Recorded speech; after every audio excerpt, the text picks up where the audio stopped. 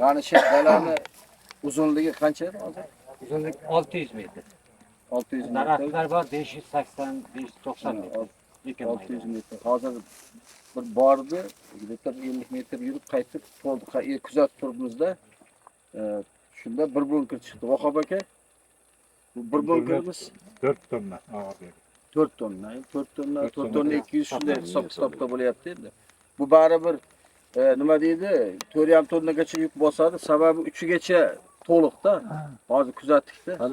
Ko'chatdi hisobiga ham. Qancha bo'pti? Endi hisoblasak 36 sotik bo'lyapti hozir.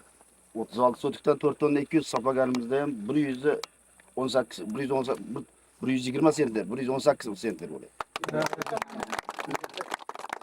o'sha ilk bor ekilganda maqsad qilingan narsa edi bu. Hokim va o'sha birinchi kundan aytdingiz. 150 demagan ekan biza. Aytganingizda men kelganman, kelib razvedka qilib ketaman. 120 dedik. Men mana bugungacha G'anisherdan ko'proq kelganman bu dalaga. Bugungacha yuragim dukkillab yurdi. Bu nima bo'ladi ekan, nima deydi ekan deb. Lekin mana Xudoga shukr 120 sentner berib turibdi. Navdan xafa bo'lgan joylarim bo'ldi. G'anisherga sug'ordingmi, dori soldingmi deydi, soldim deydi. Bu pul topaldimikin, soldimikin, solmay turib meni aldayaptimikin deb yurdim. Lekin o'sha xato kamchiligi, chalasi bilan ham mana 120 sentner bug'doy beryapti-da.